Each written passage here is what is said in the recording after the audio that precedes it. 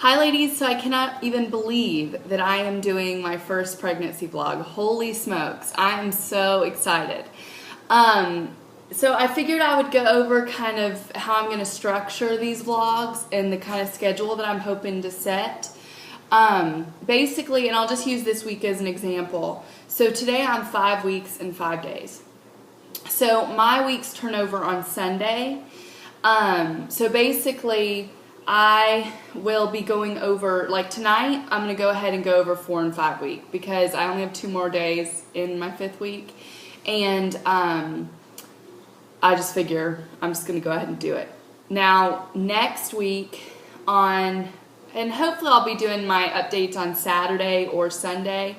I'll be updating you on the 6th week. And from here on out, every week will be just 1 week update. If I find that some weeks are just boring, like nothing new has happened, then I might just combine 2 weeks. So we'll see. But for right now, so tonight's going to be for week 4 and week 5. Those kind of symptoms I've had, all of that. Now, if you're just tuning in, thank you so much for subscribing, and I'm so excited that you're following me on this journey. If you are interested in my TTC journey, how we got pregnant, has been our first pregnancy, then just go down below. I've made playlists and they're labeled, trying to conceive baby number 1. So just click on there and you can kind of get up to date. And yeah, so, okay, here we go. Week 4. So I'm going to be looking at my phone because I used Fertility Friend a lot to monitor my signs and symptoms. And for week 4, let's see here.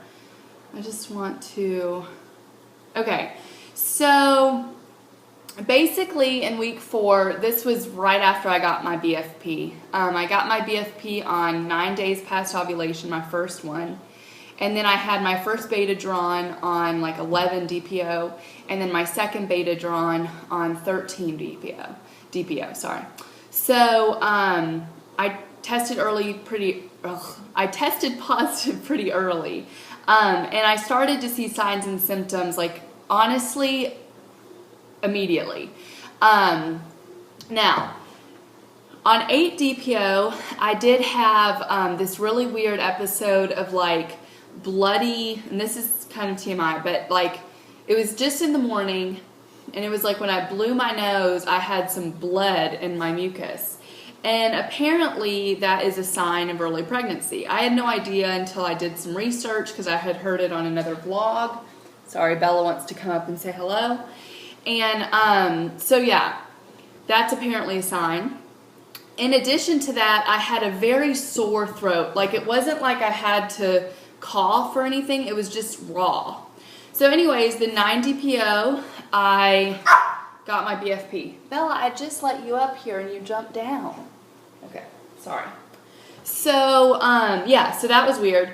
Then on Monday night, which would have been 11 DPO, sorry, like at 2:30, so I guess Tuesday morning, I woke up with like the most runny nose. I mean, this doesn't even make sense, but the runniest nose ever, okay? Like, it was pouring out of my nose. It was the strangest thing. I wasn't really having any allergies or anything. It was very weird. And then my nose just went really stuffy. That also is when I believe that I might have implanted, because I had some mild, very dull cramping. And then later, I think the next day, or that day, I can't remember, I should have written it down, I had like AF cramps, like I thought my period was coming. And then I had some very, very minimal brown spotting. It was like almost not noticeable, but of course I noticed it because I was watching every time I went to the bathroom. On Tuesday, I noticed that there was just a little tinge of the brown spotting. In addition to that, there was a lot of creamy CM, sorry. I also started to do some dry heaving and gagging. The nausea was starting to come in waves. And I'm trying to find what else. I noticed that and sorry if this is too much information, but I imagine if you're watching this does not scare you away. So I did notice my CM was plentiful. Let's see. I also had some periodic pinching, a little bit in the uterus, and that was kind of weird, but nothing that was hurting. It was just I noticed it definitely. Okay, so then this week, so that was week 4. That was basically my symptoms of week 4.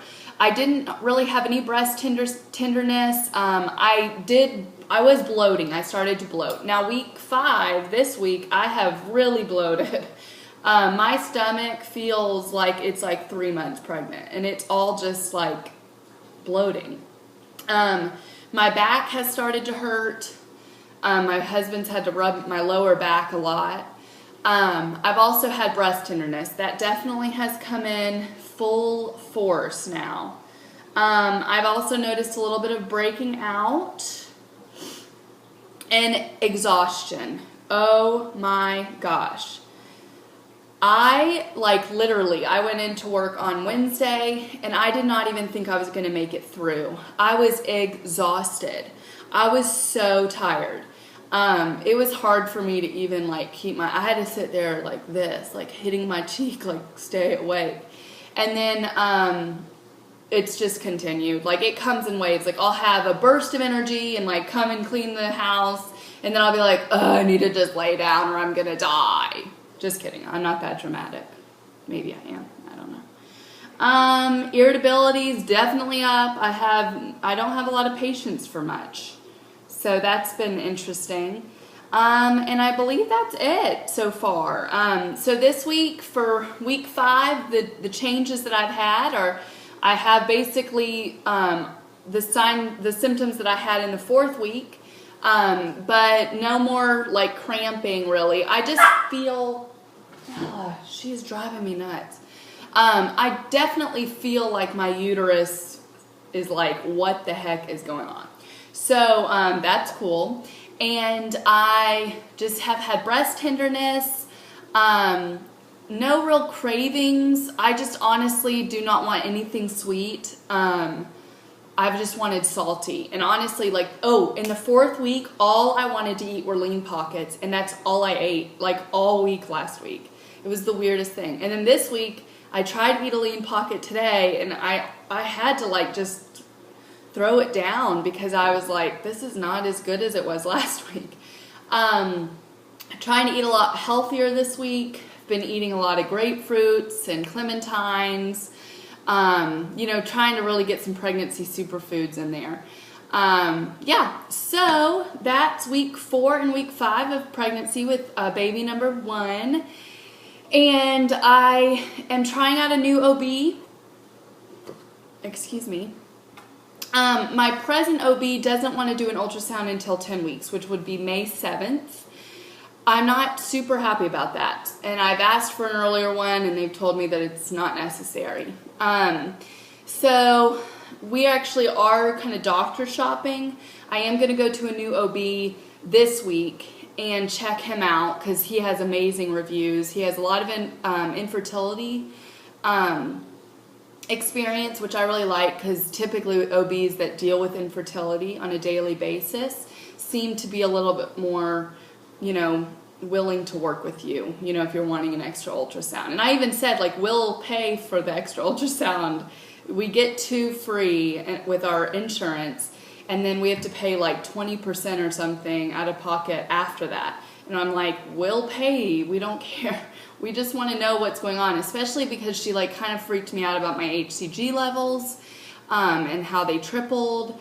However, when I look back, when I've been looking at research of other people's HCG levels and which stages of pregnancy, it seems pretty normal where I'm at. So I don't know, but so anyways, it just is kind of weird that I'm just you really want to wait 10 weeks to check and make sure that there's just one baby in there. It's just very strange to me.